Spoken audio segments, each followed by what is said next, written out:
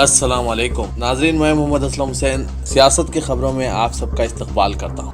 مودی حکومت کی کسانوں سے متعلق بل پر جنگ جاری ہے۔ بھارتی کسان یونین سمیت مختلف کسان تنظیموں نے آج ملک بھر میں ٹریفک روکنے کا اعلان کیا ہے۔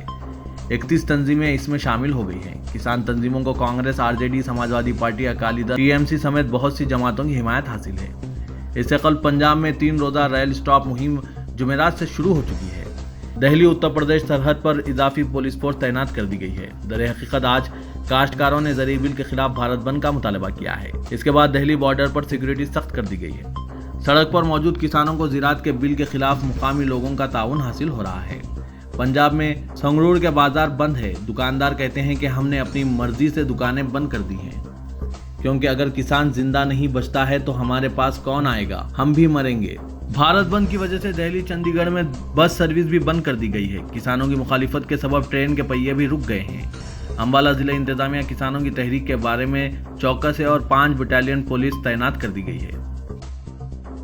ہندوستان کا کورونا گراف تیزی سے بڑھتا جا رہا ہے۔ یہاں کووڈ-19 پازیٹیو کے کیسز کی جملہ تعداد 58 لاکھ کے پار چلی گئی ہے۔ وزارت صحت کی جانب سے جمعے کی صبح جاری اپڈیٹ کے مطابق ملک میں پچھلے 24 گھنٹوں میں کووڈ-19 کے 86,052 نئے کیسز درج کیے گئے ہیں۔ اسی کے ساتھ کورونا وائرس کی کل تعداد 58,18,570 ہو گئی ہے۔ پچھلے 24 گھنٹوں میں یعنی ایک دن میں کورونا سے 1,141 مریضوں کی موت واقع ہوئی ہے، جبکہ اب تک 92,290 لوگوں کی جان جا چکی ہے۔ وزیراعظم نریندر مودی کو ہر 2 سال میں اپنے خوابوں کو بیچنے کے لیے ملک میں نئی عوام چاہیے۔ اس بار کسانوں کی باری آئی ہے۔ ایک اور خواب اب بیچا جا رہا ہے۔ 2022-23 میں کسانوں کی آمدنی دگنی ہو جائے گی، لیکن یہ نہیں بتایا جا رہا ہے کہ اب کتنی آمدنی ہے اور 2022 میں کتنی ہو جائے گی۔ کئی جانکاروں کے مطابق لکھا گیا ہے کہ کسانوں کی سالانہ اوسط آمدنی کا ڈیٹا آنا بند ہو گیا ہے۔ کسانوں کے نئے قانون کو لے کر وزیراعظم نریندر مودی جو خواب دکھا رہے ہیں وہی خواب وہ 2016 میں ای نام کو لے کر دکھا جا چکے ہیں۔ 14 اپریل 2016 کو ای نام یوجنا لانچ ہوئی تھی۔ اس کی تقریر میں وزیراعظم نریندر مودی نے جو کہا تھی وہی بات اس بار بھی کہہ رہے ہیں۔ وہ خواب فیل ہو گیا ہے۔ اس کے بعد بھی وزیراعظم نریندر مودی اسی خواب کو اس بار بھی دکھا رہے ہیں۔ سشانت سنگھ راجپوت کیس سے فلم انڈسٹری میں منشیات کے الزامات کے سلسلے میں نارکوٹکس کنٹرول بیورو کی تحقیقات کا دائرہ مسلسل بڑھتا جا رہا ہے۔ ریا چکرورتی کی گرفتاری کے بعد اب تحقیقات کی گرمی بہت سارے بڑے ستاروں جیسے دیپیکا پڈوکون، سارا علی خان اور شردا کپور تک پہنچ گئی ہے۔ اسی وقت بہت سی ٹی وی اداکار سینٹرل انویسٹیگیشن ایجنسی کے ریڈر پر بھی آ گئی ہے۔ جمعے کے دن یہ اطلاع ملی ہے کہ بیورو نے ٹی وی اداکار سنم جوہر اور ابیگیل پانڈے کے خلاف منشیات کے استعمال کے الزام میں مقدمہ درج کیا ہے۔ ممبئی NCB نے یہ مقدمہ NDPS کے سیکشن 20 کے تحت درج کیا ہے۔ بامبے ہائی کورٹ کا ایک اور تاریخی فیصلہ سامنے آیا ہے۔ میانمار کی تبلیغی جماعت کے ممبران کے خلاف الزامات کو خارج کیا گیا ہے۔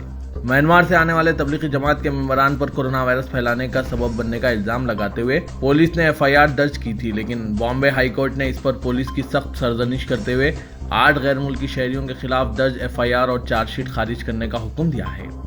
بامبے ہائی کورٹ کی ناگپور بینچ کے جسٹس VM دیش پانڈے اور جسٹس امیت B بوریکر کی بینچ نے پولیس کی تفتیشی کا تفصیلی جائزہ لینے کے بعد پولیس کی سخت سرزنش کرتے ہوئے کہا کہ نہ تو پولیس کے پاس غیر ملکی شہریوں کے ذریعے کورونا پھیلانے کا ثبوت ہے اور نہ ایسا کوئی دستاویزی ثبوت ہے جس سے یہ ثابت ہو کہ وہ غیر قانونی طریقے سے اس ملک میں داخل ہوئے تھے۔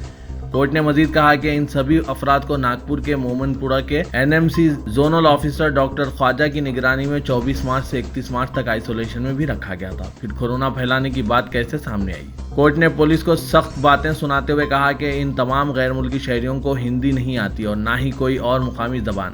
وہ مقامی مسجد میں صرف نماز ادا کرتے تھے اور قرآن کی تلاوت کرتے تھے، اور جب انہیں مقامی زبان نہیں آتی تو ان کے کسی تقریب میں شامل ہونے اور خطبہ دینے کا جواز کیسے پیش کیا گیا؟ بینچ نے کہا کہ ہماری نظر میں یہ سخت ناانصافی پر مبنی ہے، اسی لیے یہ کیس خارج کیا جا رہا ہے۔ شمال مشرقی دہلی میں ہوئے فساد کے کیس میں گرفتار JNU کے سابق طلبہ لیڈر عمر خالد کو عدالت نے 22 اکتوبر تک عدالتی تحویل میں بھیج دیا ہے۔ واضح ہے کہ دہلی پولیس کی خصوصی سیل نے عمر خالد کے خلاف UAPA کے تحت کئی دفعات میں مقدمہ درج کیا ہے۔ پولیسی حراست کی مدت ختم ہونے کے بعد عمر خالد کو ویڈیو کانفرنس کے ذریعے ایڈیشنل سیشن جج امیتابھ راوت کے سامنے پیش کیا گیا، جہاں پر پولیس نے ان کی مزید ریمانڈز نہیں مانگی۔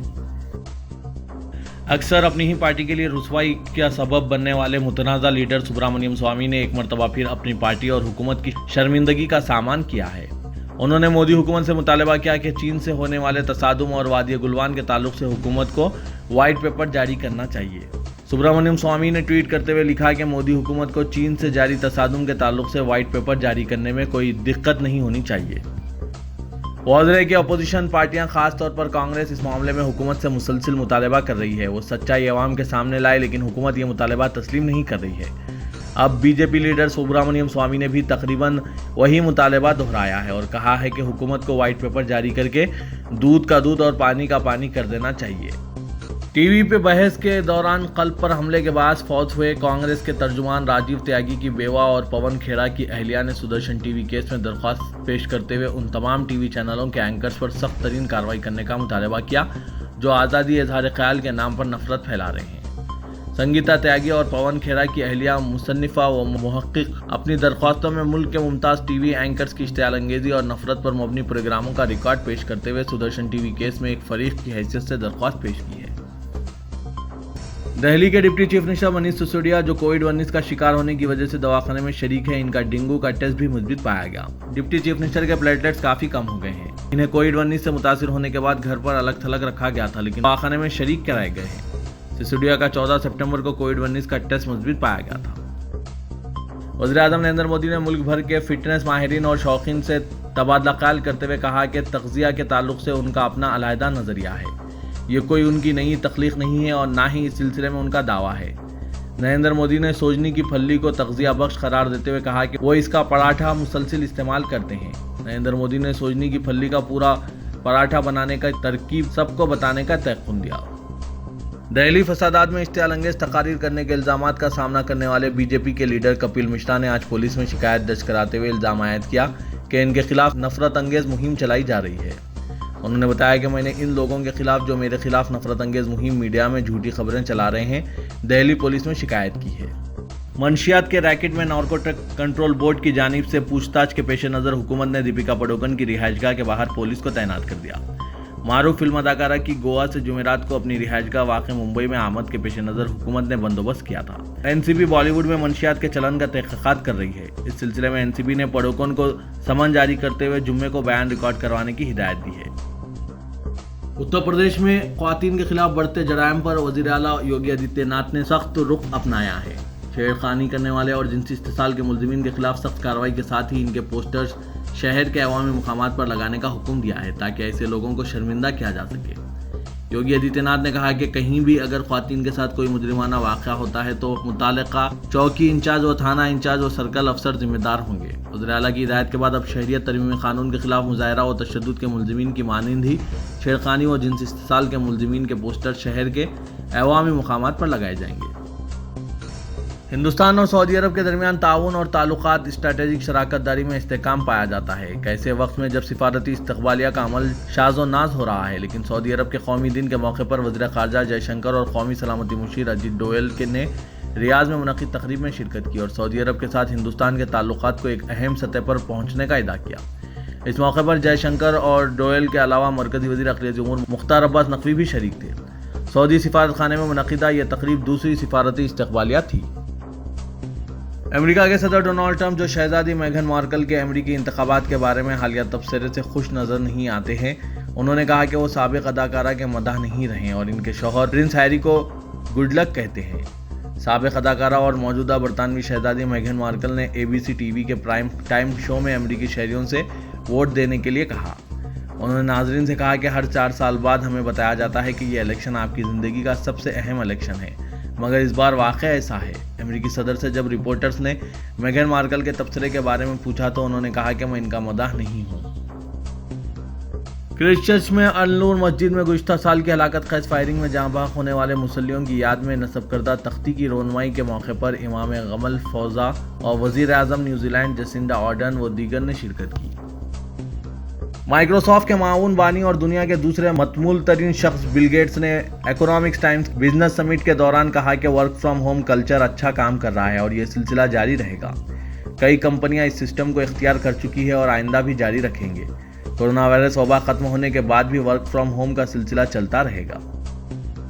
جرمنی کی ایک عدالت نے اذان پر عائد کردہ پابندی کو برخاست کر دیا ہے۔ اذان دینے پر پابندی ایک عیسائی جوڑے کی شکایت پر عائد کی گئی تھی۔ اذان سے ان کی مذہبی آزادی میں مداخلت ہوتی ہے، تاہم عدالت نے اپنے فیصلے میں کہا کہ اذان کی آواز سننے والوں کے کسی حقوق کی خلاف ورزی نہیں ہوتی۔ مغربی جرمنی کے شہر مونسٹر کی عدالت نے اپنے فیصلے میں کہا کہ مقامی مسجد سے نماز جمعہ کے لیے اذان دینے کی اجازت ہے۔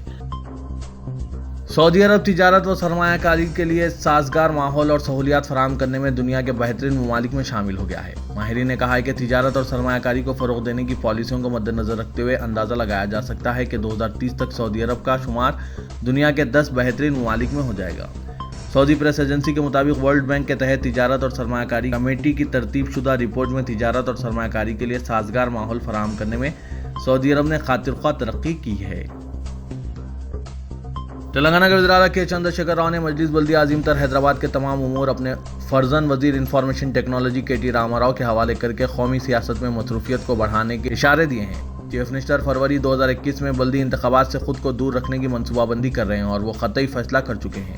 ذرائع کے مطابق چیف منسٹر نے انتخابات بالخصوص GHMC انتخابات کی حکمت عملی کے علاوہ منصوبہ بندی اور دیگر امور کے لیے اپنے فرزند کو مجاز قرار دیا ہے۔ KCR نے KTR کو امیدواروں کے انتخابی تشہیر کی حکمت عملی اور زمینی حقائق کو نظر میں رکھتے ہوئے فیصلے کی تاکید کی ہے۔ تلنگانہ راشٹر سمیتی نے گریٹر حیدرآباد میونسپل کارپوریشن کے انتخابات بیلٹ پیپر پر کروانے کی حمایت کی ہے۔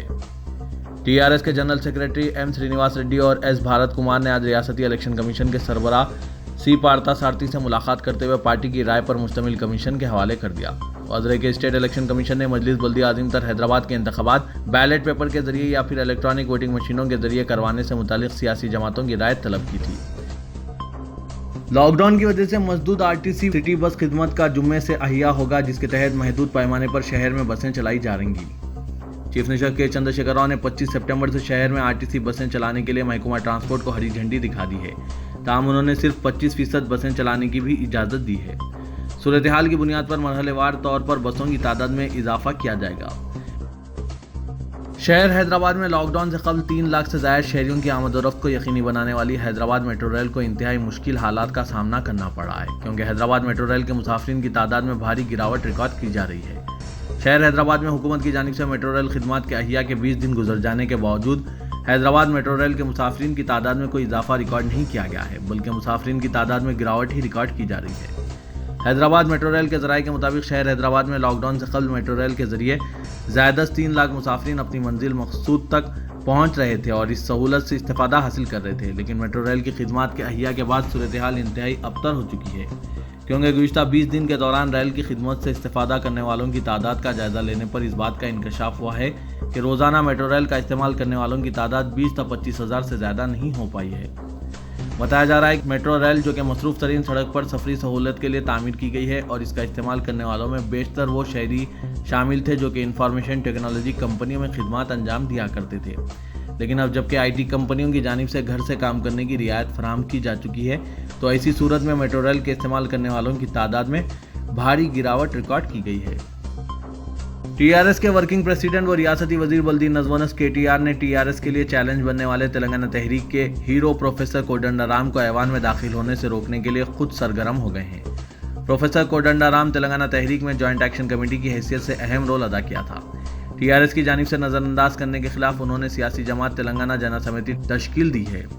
2018 میں منعقدہ اسمبلی کے انتخابات میں کانگریس، تلگو دیشم، CPI اور TJS نے اتحاد کرتے ہوئے مقابلہ کیا تھا۔ اس مرتبہ سربراہ TJS پروفیسر کوڈنڈا رام اضلاع نلگنڈا، ورنگل اور کھمم کے کونسل انتخابات میں گریجویٹ کوٹا حلقے سے مقابلہ کرنے کا اعلان کر چکے ہیں اور TJS کی جانب سے ان کی امیدواری کی تائید کرنے کی تمام اپوزیشن جماعتوں کو مکتوبات روانہ کرتے ہوئے اپیل کی گئی ہے، اور دوسری طرف پروفیسر کوڈنڈا رام بھی سرگرم ہو گئے ہیں۔ TRS نے ان کے خلاف خصوصی حکمت عملی تیار کی ہے۔